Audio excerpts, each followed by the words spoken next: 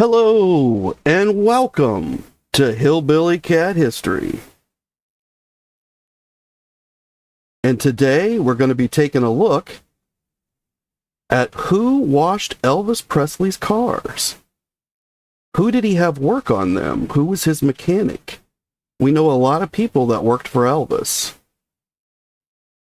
We know about his bodyguards, we know about his cooks, we know about his maids, we know about the people who took care of his lawn, we know about the people who guarded his gates. But what we don't know about is the people who washed his cars, although we might assume that was the Memphis Mafia. Not quite true. And we could also wonder who fixed Elvis's cars. We don't know of anybody he employs that is particularly handy with cars. He has some all-around fix-it people in the late 60s, like Gigi Gamble or Earl Pritchett, but they're not so much auto mechanics.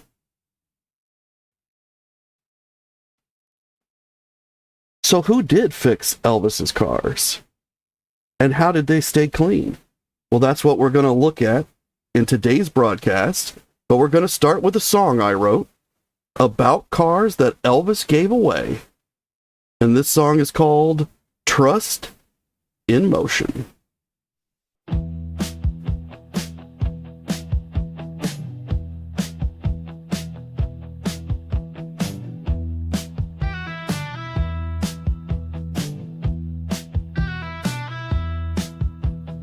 Radio static, Memphis bound, WABQ homes a sacred sound.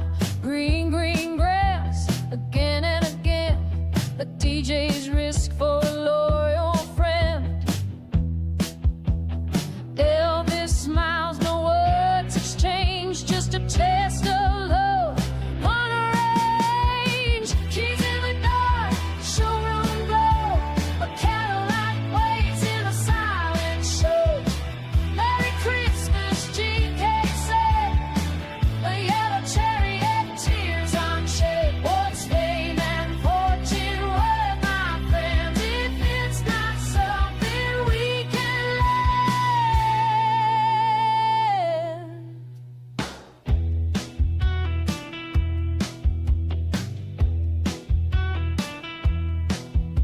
The Chevy Impala, still shining new, passed from Klein to the Circle G crew. Gary Pepper wheels instead of rays, rode the road with Elvis in his face.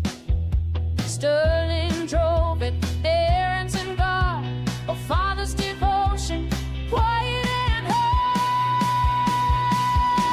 He couldn't walk, but he moved the crowd.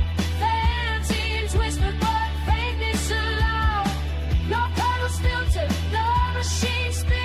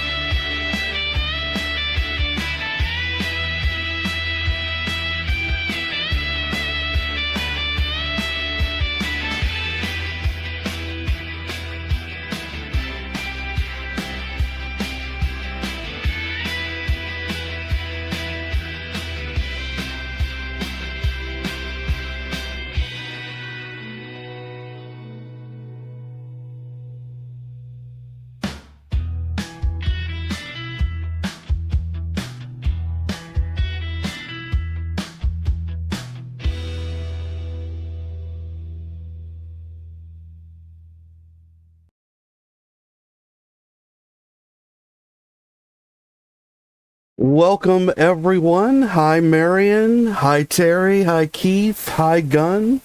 Thank you guys so much for joining. I appreciate seeing you here. And Keith is asking if I saw that Donna Presley had lived at the Circle G Ranch from 1968 through 1969. Well, not quite.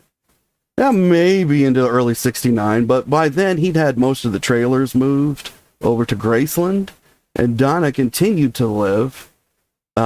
So that was 1967.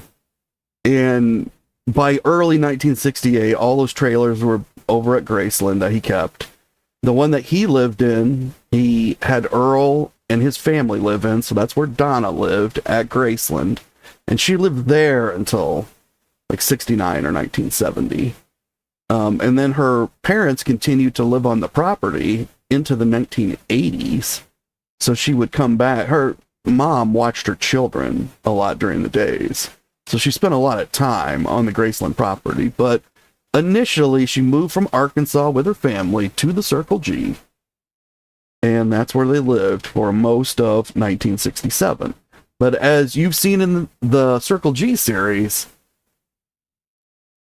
although it seems like that period lasted a very long time, it was really a matter of several months, not even a full year. Now, he owned the property longer than a year, but he didn't really use the property much after he left after his honeymoon. And then he did spend the Christmas season there, but by then almost everything had been sold and moved off the property. So that was like his final goodbye. But today we're going to be looking at who washed Elvis Presley's cars and who did the mechanics on them, who took care of them and kept them running. Now, we know Elvis Presley employed a lot of people, and we might assume that the Memphis Mafia was washing the cars, and they were certainly keeping them tidy, and they kept them full of gas. And they had to go somewhere to put that gas into them because Elvis didn't have gas pumps at Graceland. And we've seen a story where Elvis bought a lawn tractor with a wagon over at the local Sears in 1967, early on, right after the Sears at the Southland Mall was built. And he bought that tractor around Christmas, and they drove it from Graceland across the street, it said, according to Billy, to the gas station. Now, I don't know that there was a gas station directly across the street. I know there was a restaurant and a shopping center. But I do know that a mile down the street, and so maybe that's where they went, and that's what Billy's referring to. I'm not really sure. But a mile down the street from Graceland, in 1958, the year after Elvis bought Graceland, a service station opened, and a man owned it whose name was Billy Strawn. And the way Billy Strawn describes the station is, quote, "It was just an old service station with 2 bays and 3 pumps out front," end quote. So I don't know if Billy built this building and the service station or if he bought it already built. But back then, gas stations didn't just sell gas. Today, I think most of us think of a gas station as a convenience store.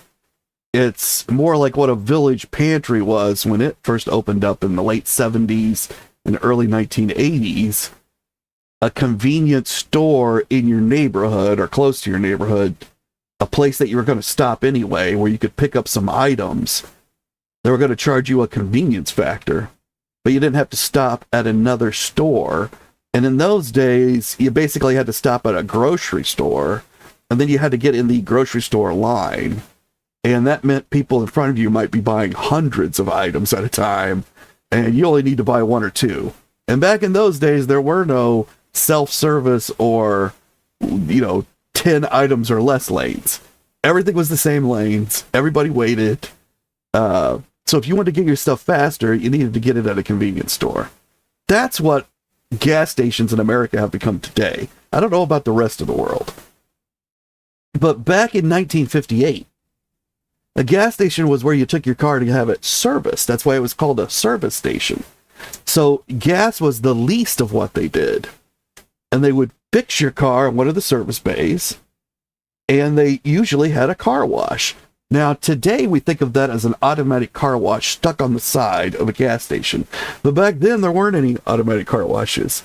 So car washes were people that had, soft cloths in their hands and soap and a hose to rinse your car off, and they washed it by hand. And that's the kind of service station that Billy Strawn was running.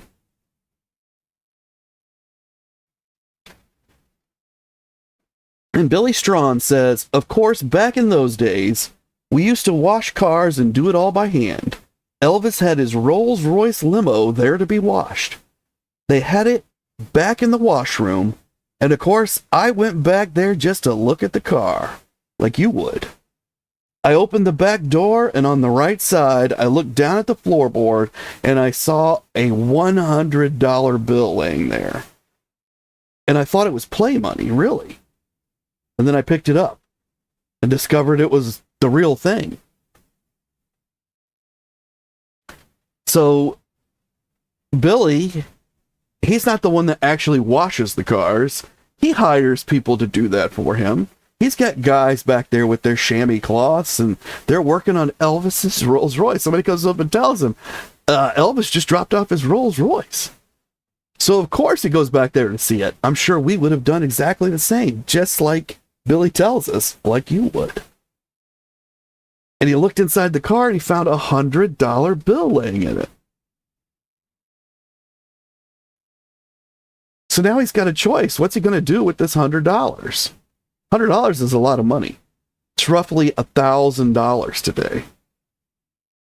So this would have been a significant amount of money for Billy. Probably, a good portion, if not as much as what his service station was pulling in every day. Certainly enough to pay all of his personnel for the day. And probably all of his expenses and still come out with a profit.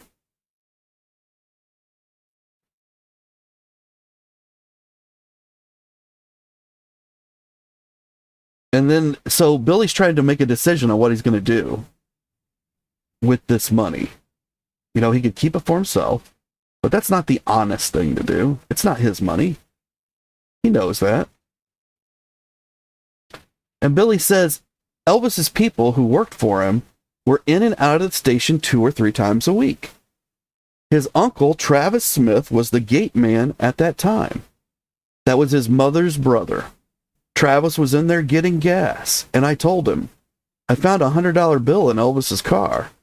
And Travis said, well, you can just give it to me. And I said, no, I ain't going to do that. Tell Elvis that if he wants it, to come down here and get it.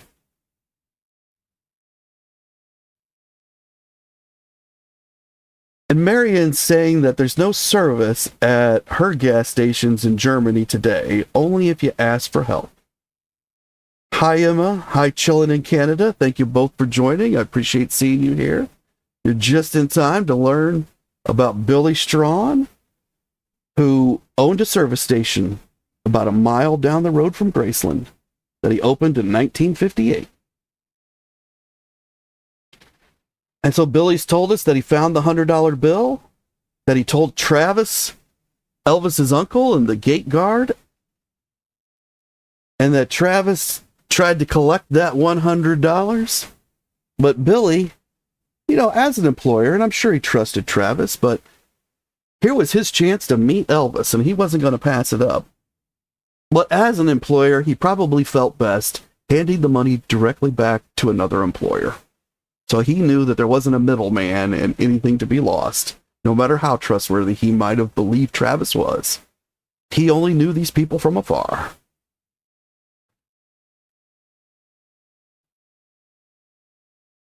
And Keith says, a day or two later, or I'm sorry, not Keith, Billy Strawn says, a day or two later, About 6 o'clock one evening, I was out there putting a headlight in a car, and Elvis and his dad came rolling into the driveway in a new T-Bird.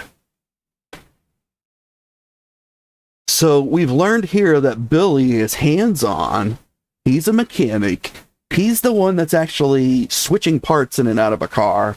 In this case, it's a headlight. Not a huge change, but something a lot of people aren't willing to tackle on their own. And Elvis and Vernon, they drive into his gas station, and they're driving a new T-Bird, which is a Thunderbird, which is a type of a car. It's a big, long, giant kind of car, the kind that Elvis preferred. And Billy says that Elvis pulled up and got out of his car and wanted to know who found the money. And of course, I spoke up and said, I did. And I remember him saying, honest man, honest man. I gave him his $100 bill and he gave me a little tip. And after that, he brought all his cars to me. Before this incident occurred, Billy's telling us that they utilized his gas station, the people at Graceland, but it wasn't consistent. It was convenience. He was nearby. Then he finds the $100 bill. He notifies Travis, and then he returns it directly to Elvis. And Elvis begins to utilize him for all of his cars, for all of his automobile business.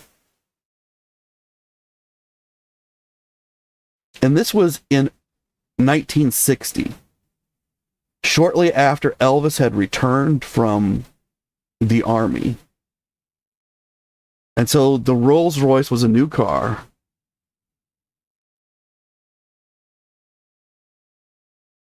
And Elvis is surrounding himself at this moment with his new inner circle. He's brought some of them back from Germany. Others were here waiting for him in the United States. He's gathered them together. They've done a couple of movies. Well, one, GI Blues for sure. And now he's gathering trusted resources within his hometown. Relearning Memphis. He's been away a couple of years. And he puts this man to work as his mechanic.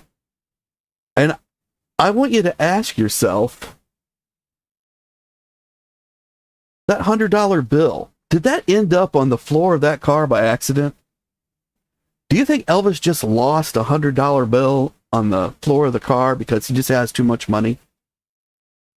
Or is it possible that Elvis knew that that car was going to go over to this gas station and he said, hang on a second, guys, I'm going to put this $100 bill here. You know, to whoever drove it over there. And just leave it there and we're going to use it as a test. Because Elvis had performed similar tests in his own bedroom by laying out large amounts of money, like $100 bills, and then leaving the room with other people in there to see if any would disappear. Perhaps with them believing Elvis had so much money, he wouldn't have counted that money. He wouldn't know that he didn't pay any attention to money, because that's what people think, because that's what's told in the stories. And Emma is saying to please remember to like this video. Thank you so much, Emma. And if you all would, if you're learning anything from this video, please like, subscribe, be sure that you've got your notifications on, and that the bell doesn't have a line through it, so that you have the best opportunity to know when I come on live. I come on live every day right now at 3 p.m. Eastern Standard Time, and I'm doing some outside the 3 p.m. time period right now. This is one of those broadcasts, but I don't really announce when any of them are going to be, and I don't have set times for the others. So the best way that you might get YouTube to tell you I'm on is to make sure you've got that notification on. And then be sure to comment and chat and let me know your thoughts. Everybody's opinions are welcome here. I don't have any qualifications to talk about Elvis, so I'm just talking about what I think is true about Elvis, but it's not necessarily true. So let me know what you guys think. And be sure to tell everybody you know that loves Elvis about Hillbilly Cat history so they can join us here for the live streams and the videos and the music videos and the shorts, all of which tell a story and all of which are loaded with Elvis Easter eggs, if you look closely enough. And Keith is saying that Elvis loved testing people. Terry's telling me he gave the video a thumbs up. Thank you so much. And Gunn is saying that she believes this was a test from Elvis. And Emma agrees. Marion also believes it's no accident that this was a test. And Chillin' in Canada is saying he's been to an inflation calculator, looked it up. It's $100 is $1,000 today. It's 10 times what it was. And Gunn says Elvis was smart, and it was a smart way to find people to trust. And that's how Elvis found his mechanic and the guy that was washing his cars. So you don't have to imagine Lamar Fike out there sweating in the hot sun, waxing up Elvis's cars, or Alan Fortas, or Joe Esposito, or any of the rest. They were driving it over to this guy, and this guy's employees, Billy Strawn's employees, they were the ones that were taking care of Elvis's cars. They were taking care of business for the automobiles.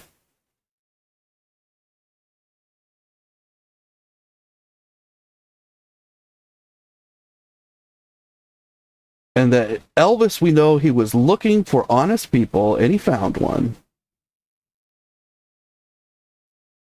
But that's not all that Billy has to say. Chillin' in Canada is saying that 1960, Priscilla Presley was a 15-year-old high school student living in Wiesbaden, Germany with her family. Yes, Elvis came back and he left Priscilla in Germany. And he went on to make his movies, G.I. Blues. And, you know, at the time, Anita Wood was living in the house. She was living at Graceland. But she wasn't traveling to California with him when he was doing the movies. And Elvis started something with his co-star on that very first movie, Juliet Prowse, who happened to be the girlfriend of Frank Sinatra. Now, Frank's also connected to Elvis's return to the United States because he gave a Timex special. Frank had a series at the time on television that were a series of specials.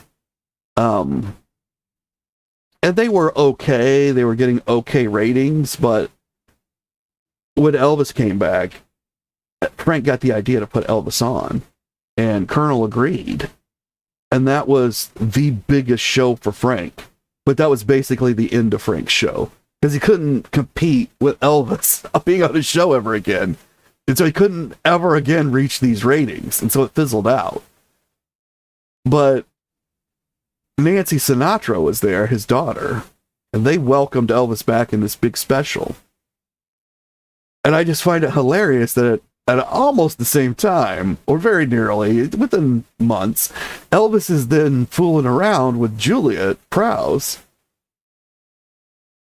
And Frank almost catches him a couple times, and Lamar's got some stories about it. But Priscilla's nowhere around. She's back in Germany. And then a little while after that, like the next year, Anita's out in California at one of the at Elvis's house, and she's going through some books that are like laying on his desk, I guess. And why is Anita carefully going through these things? I don't know. But she finds this letter from Priscilla. She becomes very upset about it. But that doesn't end the relationship. That's just like another piece that Anita finds that proves to her Elvis may love Anita, but he doesn't solely love Anita. And eventually it's the Elvis confides in Vernon that he has to make a decision between Anita and Elvis, and he does this at the dining room table at Graceland. And Anita's walking down the stairs and hears him. And that's the end of the relationship. But again, Priscilla's not there. She's just writing letters. So at this moment in time, no, Priscilla's not around. She's still back in Germany. But what Billy Strawn says is Elvis used to travel to California and back by automobile, and he usually had anywhere from 4 to 5 vehicles in the caravan. I remember he had a black Chrysler station wagon and a little 2-wheel trailer, a horse trailer, and that trailer had all his clothes in it. They'd call from California to tell Elvis to be back there at a certain time, and he'd just tell the guys the afternoon before, we're leaving at 4 o'clock tomorrow morning. And of course, they jumped through their butts trying to get everything ready. So I'm not positive that this quote from Billy is the truth about what is going on with Elvis, but it's the way that the public views what's happening with Elvis. Even public that's within a mile right down the street and does business with Elvis.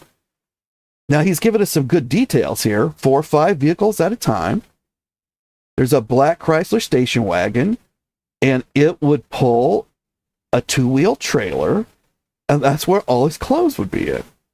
So they didn't need a truck. They just put it all in this trailer and haul it behind this station wagon. And Elvis really liked station wagons in the 1960s. There's several stories about station wagons. You don't think of Elvis as a station wagon guy. But maybe that's because when I grew up in the 70s and 80s, station wagons were what later became the minivan, which was a mom mobile, right? It was a soccer mom travel thing. So she could carry the kids to all the places that they needed to go and still be able to pick up the groceries. That became the minivan in the late 1980s and through the 1990s. But before that, it was the station wagon. But before the station wagon was a mom mobile, it was cool. And that was in the 60s. And people like Elvis were buying these station wagons. And it was similar to the car and truck combination that we've seen with the El Caminos and the Rancheros on the Circle G Ranch. Station wagons came prior, but they were more like a truck with a camper shell on it. And then at some point, somebody thought, why don't we just cut this camper shell off and take out the back seats, and then we got a truck, right? And it's kind of the evolution from car to station wagon to El Camino half truck thing, and then into a mom mobile, and then into a minivan. And Keith's saying that he thinks Anita knew the deal, and Gunn says she thinks Anita should have fought for Elvis if she loved him.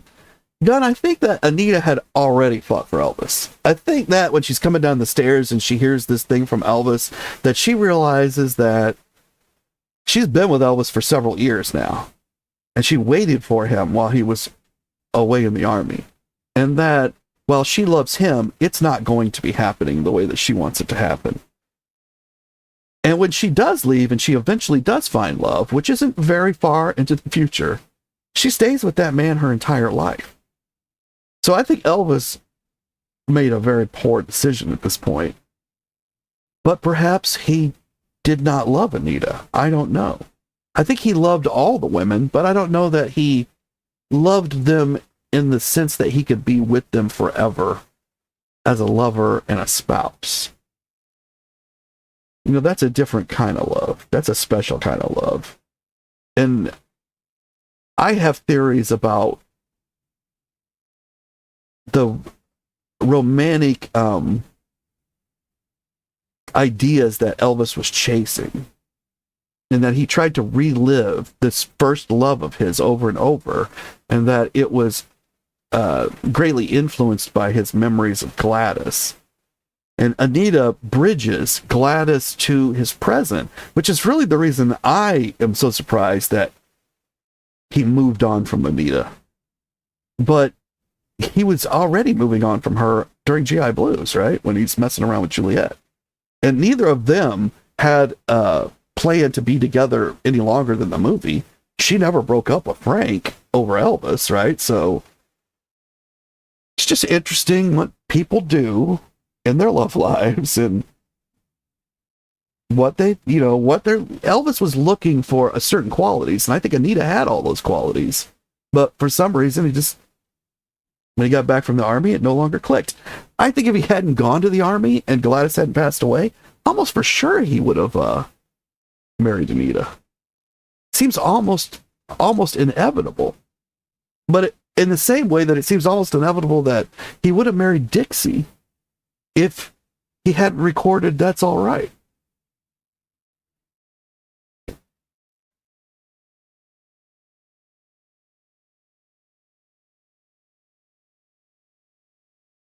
And then Strawn's got more to say. He says that Elvis bought Priscilla a Corvair to drive back and forth to school. So Billy remembers when Priscilla moved in.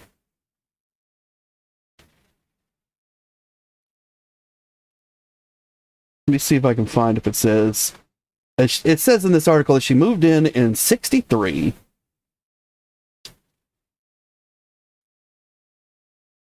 And that Strawn is saying he bought her a Corvair to drive back and forth to school. And I remember she brought the car down to my place herself. And she sat in the waiting room while we serviced it. And in fact, I saw her one day a year or two ago, and I asked her about that. And I said, "Do you remember that red Corvair you used to have?" And she said, "Yeah, but I don't remember whatever happened to it. It's probably somewhere." So this is a very recent article. So Billy's seen Priscilla within probably 2023 is when he saw Priscilla and asked her that question.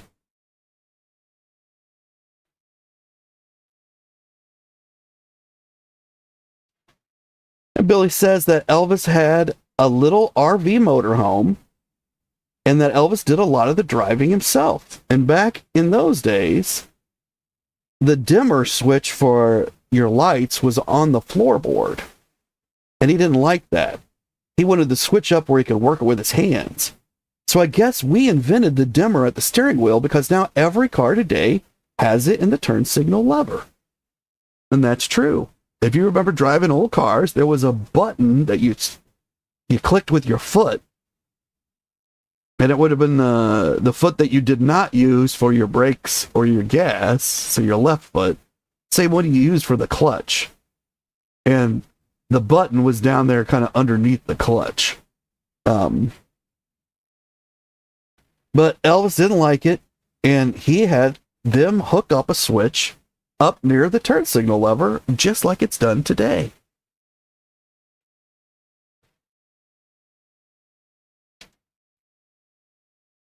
Billy says that he remembers things about Graceland. And he says they had this monkey. I think its name was Scatter. And he used to transfer that thing back and forth to California when they went by caravan.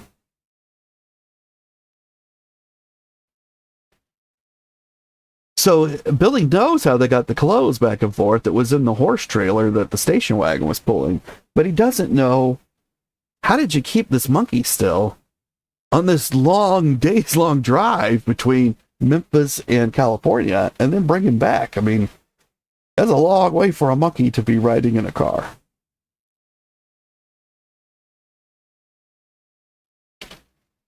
And Billy says that some of Elvis's cars sat out in front of the place, like the pink Cadillac he'd given his mother.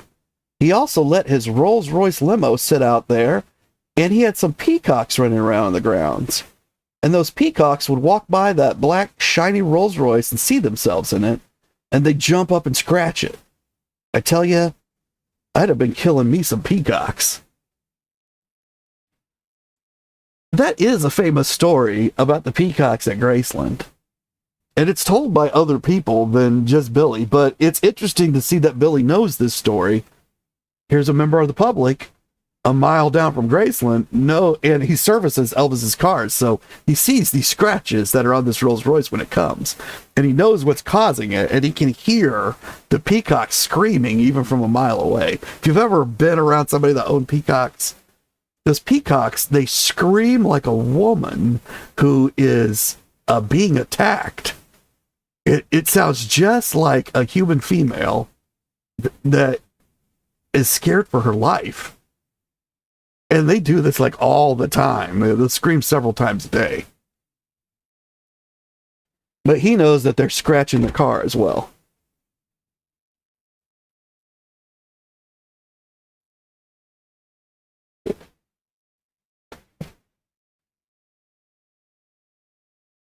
And Billy has memories of Elvis.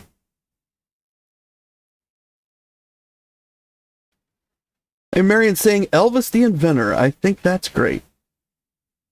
Yes, every time you get in your car and you dim the light switch, you can think, maybe we have Elvis to thank for this. But it's not on the floor. Wouldn't it be great if people started calling that the Elvis switch? But anyway, Billy Strawn says, Elvis was kind of like a kid. He'd get one toy and play with it a while, get tired of that, and then he'd get something else. I remember back in the 60s, slot car tracks were popular. He set up a place where he could play those slot cars. He even had a fountain in there with Pepsi. They'd go on like that for a while, and then he'd come up with something else, you know. Later, when he bought a ranch down in Mississippi, he bought all the guys that worked for him pickup trucks. And Billy has brought us full circle. Back to the Circle G. Now, this isn't the series Signed, Sealed, and Remembered where we're talking about the Circle G, which I'll be talking about again today, 3 p.m. Eastern Standard Time. But it's affected Billy as well, because Elvis bought all these guys these pickup trucks. Well, where are they filling up these pickup trucks with gas? At Billy's service station. Where are they taking these trucks when they're not working? Billy's service station. Who's washing these trucks? Billy's service station. Now, the slot car tracks that he's talking about, Priscilla bought Elvis a slot car track. Slot cars were big and popular in the 1960s. And they're basically a big, giant plastic track that looks like a racetrack or a road. And they have curves in them. They're somewhat like a model railroad, but these look like big asphalt roads. And they'll usually run 2 cars at a time. And there's a slot in the track, the plastic track, and there's a piece of the car that sticks down from the bottom into that track, and then it electrifies the car and allows it to, that gives it motion to go around the track. And you control the amount of electricity that gets into the car with a trigger that you hold in your hand that's wired into the track. So the further you squeeze the trigger, the more you squeeze it into the body of the trigger gun, the faster the car goes, because it gets more and more electricity. But if it goes too fast, it'll fly off the track.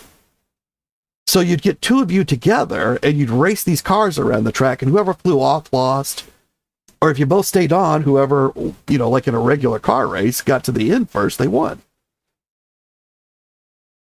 So Elvis really gets into this because it gives him and the guys an ability to compete almost on an equal basis. And so he builds a new room that eventually becomes the trophy room. But before that, it was only for these slot cars. And he had a giant slot car thing put in. But he also used to go to a store nearby that all it did was slot cars. And it had big slot car tracks set up that people could come in and play on. And it would run like competitions on them. And that was in like a strip mall that was nearby. And Elvis had his own special slot car, and all the guys got their own special slot car. But all the guys kept fighting and fighting about these slot cars, and it became a huge argument every time they played the slot cars. And Elvis got tired of it, and eventually just yelled at him one time about how they were ruining it all, and then he quit. That was it. Slot cars were done. They never did it again. Eventually, they pulled the track out of the room, and they put the trophies in there. So Strawn, as an outsider, he's seeing pieces of this as these guys come to the service station and they tell him these stories. And of course, Strawn may even have gone to that strip mall where that slot car place, I mean, because it was a fairly new place. It had opened up with the rise of the slot cars. And he might even have known that guy. I don't know. There's no way to know, but that would have been another small business owner in the area. And people in this area, they knew Elvis was playing with these slot cars. And I just find that amazing, because who would know that you're playing with slot cars at your house? Who knows what hobbies you have at your house that aren't easily visible from the backyard or the front yard, or, you know, something that you're doing inside your house.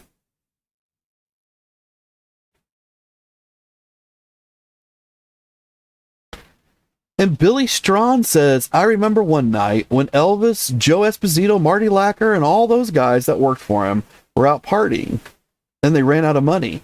And he called at 2 o'clock in the morning to ask if I'd cash a check. And I did. I used to cash all the payroll checks and stuff. But I didn't think that much about it. I never did take any pictures of anything. Of course, I could have had a lot of things if I had just thought about it, but I looked at him like everybody else, you know. I'd go up there to Graceland and go in the front door and walk out the back with no one paying attention to me.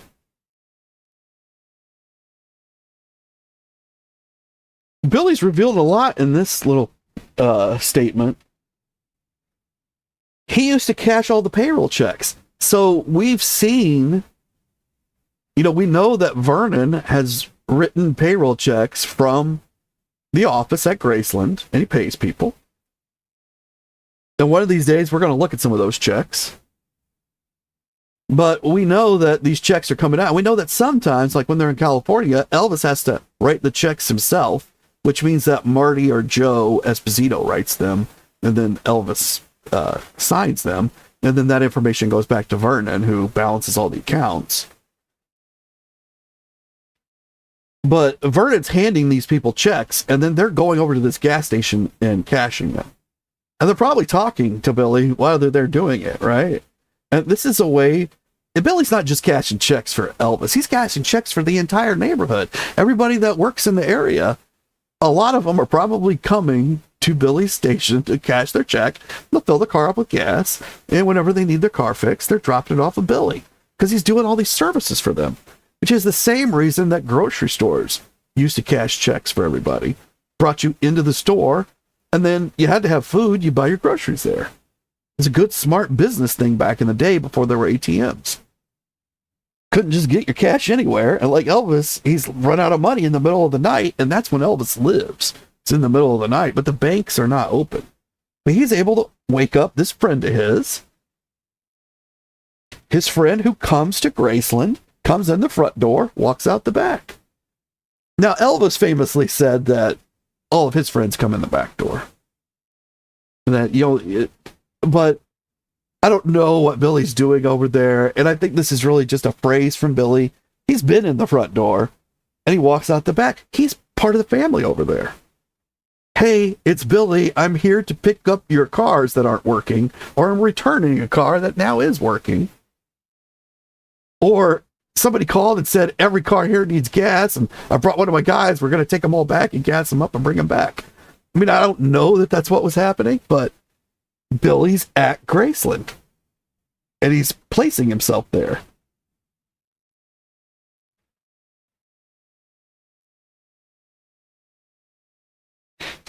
And Billy gives us a little background of himself. He says, I was raised on a farm back in the sticks. I used to chop cotton, all that kind of work. I always wanted to get into something with a steering wheel. And I guess I started driving when I was about 11 or 12 years old. I started so young, I had to sit on a pillow. Well, this all makes him a person that's very similar to Elvis. Elvis wasn't raised on a farm, but he did farm work. And he wasn't back in the sticks, but he was in a rural-ish area. It was more rural than what the big city of Memphis was, definitely. And Billy says he used to chop cotton Well, I guarantee Elvis did some kind of work with cotton at some point while he was in Tupelo. That's the way that you earned money when the crop was in, and everybody in town who didn't have a job or needed something extra, they'd show up at these farmers and they'd go to work for the day. It wasn't a full-time job. It was, at seasonal for a few weeks, a week, maybe just a couple of days. But I'm sure Elvis earned some pocket money doing something that was heavy and laborious with cotton, because that's what was being grown in that area. And that when Billy started driving, he had to put a pillow underneath him so he could reach the steering wheel. I believe Elvis was exactly the same way. He was sitting in Vernon's lap, or he was sitting on a pillow, and he was learning to drive those vehicles because he had a love for cars at an early age, just like Billy here, who's saying he was 11 or 12. Well, we know that Elvis was with Gene Smith, his cousin. They were climbing under the houses because the houses were built above the ground to give them space just in case there would be any water come through, because they had a very high water table there in Mississippi. It was basically a swamp. And they would crawl underneath the house and use pieces of household debris, like old wooden spools and other things that the grown-ups had used and thrown away. And they would pretend those were cars. And they would drive them around their little pretend villages underneath the house. So Elvis was always into automobiles, just like Billy Strawn. In Vernon, he worked on cars. He was quite the guy to work on cars in his spare time. He loved doing that. And Elvis even bought a used car dealership at one point. If you want to know more about that, you can go out to my channel and you can find a video about it. It's only about 5 or 6 minutes long, and it'll tell you all about the used car lot that Elvis and Vernon used to have.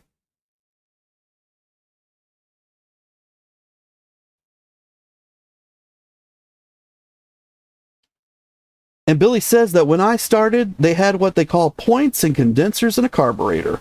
And to tune one up, you replaced the points and condenser and spark plugs and adjusted the carburetor. That was it. But now it ain't nothing like that. They're computerized, and you have to have a technician who's familiar with it.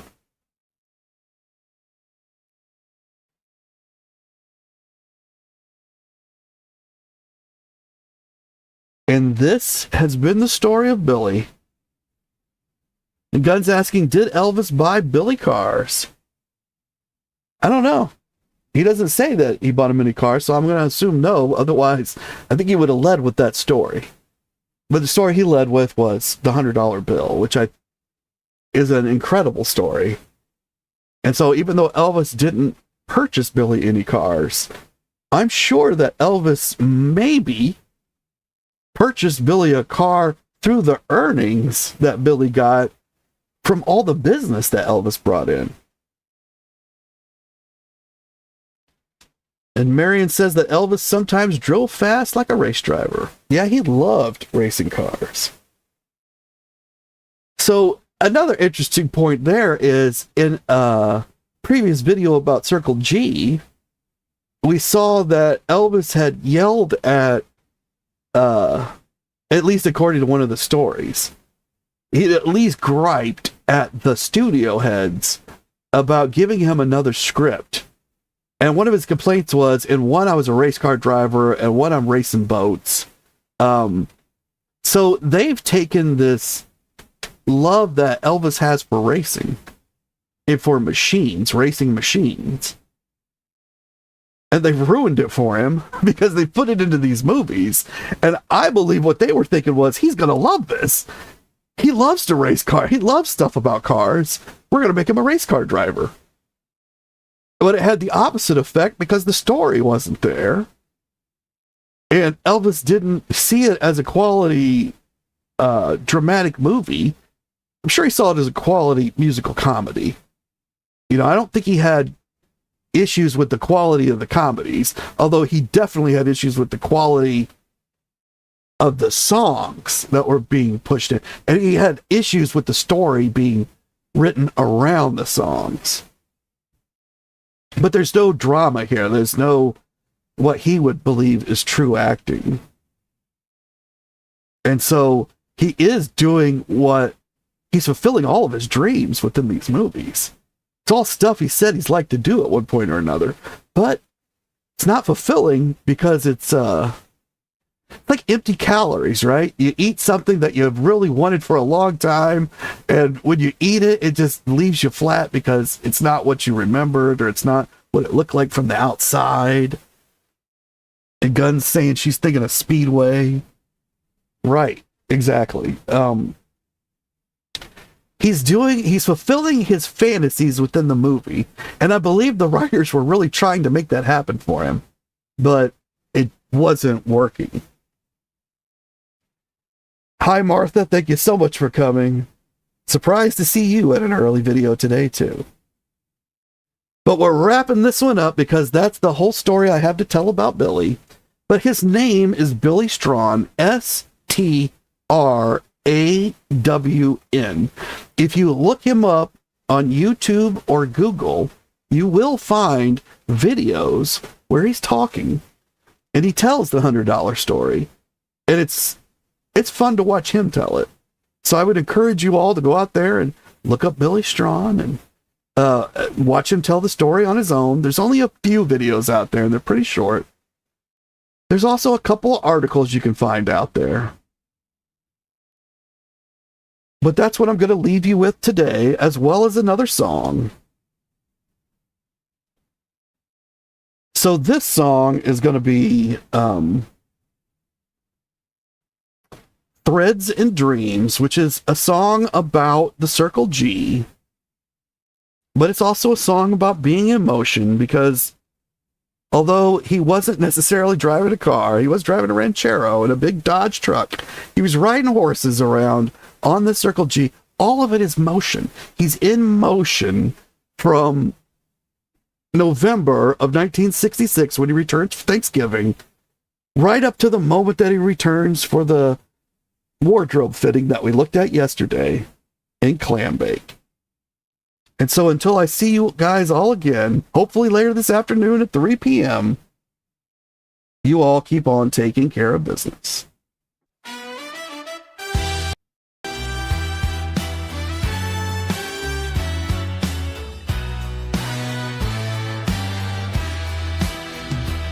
He wore a yellow shirt, black pants in the sun, rode horses through silence, then golf carts for fun.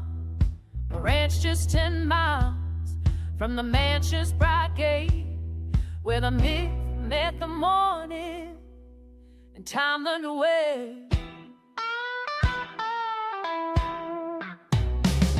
George fixed the brickwork, the pipes in the ground, lit VP on shirt where no spotlight was found. Donna kept diaries, snapshots ahead of a father who labored, of a myth made by man. He didn't ask for gold, didn't dream of a crown, just a place to be still when the world spun around. In the hands of the quiet, in the stitch of a sea, he carried the weight of a half-finished dream.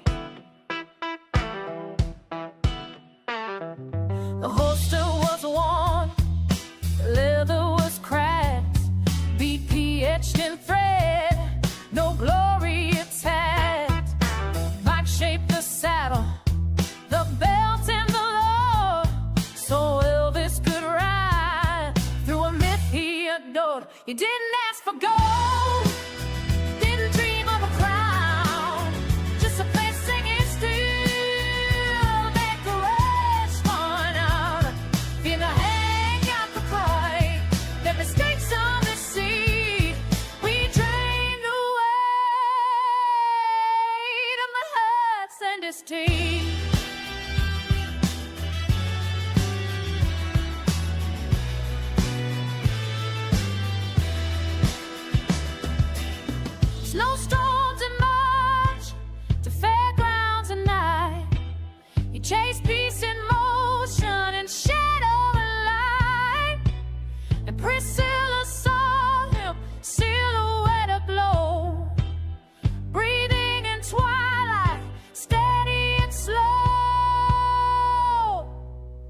didn't ask for gold.